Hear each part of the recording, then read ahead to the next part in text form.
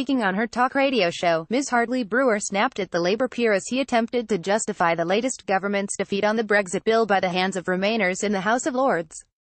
Lord Hayne claimed the amendment, which would allow the UK to join any EU agencies in the future despite no longer being a member of the Union, was an attempt to inform British people it was wrong to pursue Brexit, while ignoring the economic impact of leaving the Brussels bloc.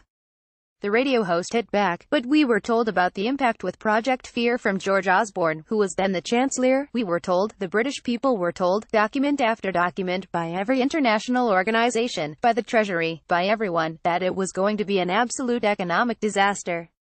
TALKRADIO BBC Brexit News. Julia Hartley-Brewer dismantles Lord Hayne's attempt to thwart Brexit. "Now, I don't believe it will be all the predictions so far that would happen as a result of the vote, not actually Brexiting, none of those have come true. It has been quite the opposite. In fact, Peter, you know perfectly well that Project Fear actually predicted job losses from the vote, not even actually Brexiting. But even if Project Fear was correct, even if there was a big economic cost, the British people were told about it, were warned about it, and they cast their vote anyway.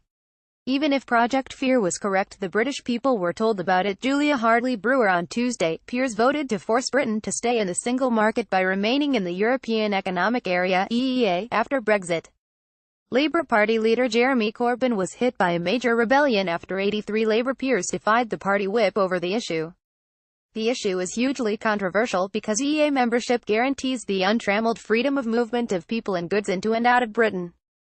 Labour peer and former EU Commissioner Lord Mandelson told the Lords that the UK economy simply cannot afford to leave the trading area.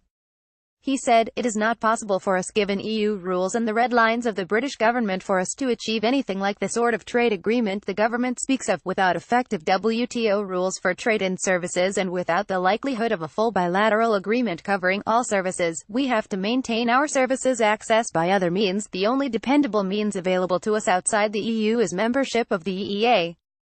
Our economy simply cannot afford this loss." The upper house vote resulted in the 13th defeat of Prime Minister Theresa May's Brexit withdrawal bill.